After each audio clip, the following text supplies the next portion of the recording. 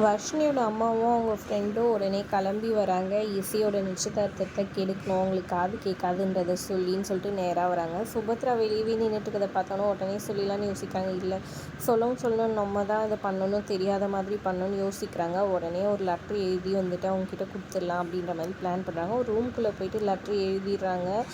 அவங்க ஃப்ரெண்டு எழுத சொல்கிறாங்க. அவங்களுக்கு தமிழ் எழுத தெரியாதுன்னு ஒன்று இவங்களே வந்துட்டு எழுதி அந்த லெட்ரு வந்துட்டு எப்படி கொடுக்கலான்னு யோசிக்கிறாங்க. இதுதான் குழந்தைங்கிட்ட கொடுக்க சொல்லலாம், அப்போ தான் நம்மளை சந்தேகம் வராதுன்னு சொல்லிட்டு அங்கே விளையாடிட்டு இருக்க ஒரு குழந்தைகிட்ட சொல்லி சுபத்ரா கிட்ட கொடுக்க சொல்கிறாங்க. சுபத்ரா கிட்ட போயிட்டு அந்த குழந்தையும் கரெக்டாக கொடுத்துடுது. சுபத்ரா அதை வாங்கி படிக்கிற நேரத்துக்கு அவங்க அத்தை கூப்பிட்றாங்க. நேராக ஸ்டேஜுக்கு போகிறாங்க. அவங்க ஏதோ எடுத்து வைக்க சொன்னனால அங்கேருந்து சேர் மேலே அந்த லெட்டரை வச்சுட்டு அவங்க அதை எடுத்துகிட்டு போயிடுறாங்க.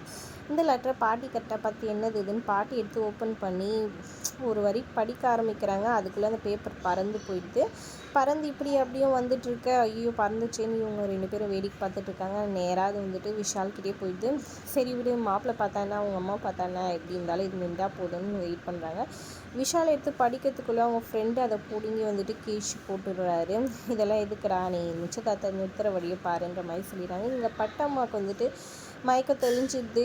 ஐயோ கட்டி போட்டிருக்காங்களே, யாராவது காப்பாற்றுங்கன்னு இது பண்ணிட்டு இருக்காங்க. ஜன்னலில் யாரோ போகிறத பார்த்து கத்துறதுக்கு இது பண்ணுறாங்க. அவங்களால முடியல.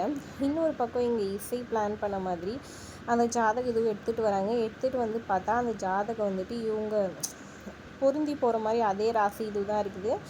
எப்படி இது மாறி இருக்குன்ற மாதிரி யோசிக்கிறாங்க. அப்போ பானுமதி வந்து சிரிச்சுட்டே சொல்கிறாங்க, இவங்க வந்துட்டு பேசிகிட்டு இருந்ததை, அதாவது தீப்தி வந்துட்டு சொல்லிடுறாங்க அவங்க அத்தைக்கிட்ட, இந்த மாதிரி அவர் கேட்டார், நான் சொல்லிட்டேன்னு சொல்ல ஏதோ ஒரு பிளான் பண்ணி தான் அதை பண்ணியிருக்காங்கன்றது அவங்க கெஸ் பண்ணி அவங்க அண்ணன்கிட்ட சொல்லி அந்த டிரைவர் வந்து அந்த ஜாதகம் எழுதுனதை வந்துட்டு வாங்கிட்டு வர இடத்துல யாரும் மயக்கம் போட்டு விழுற மாதிரி பண்ணி காருக்குள்ளே வந்துட்டு மாற்றி வச்சுறாங்க ஜாதகம். இதனால தான் மாறி போச்சுன்ற மாதிரி அவங்க சொல்கிறாங்க.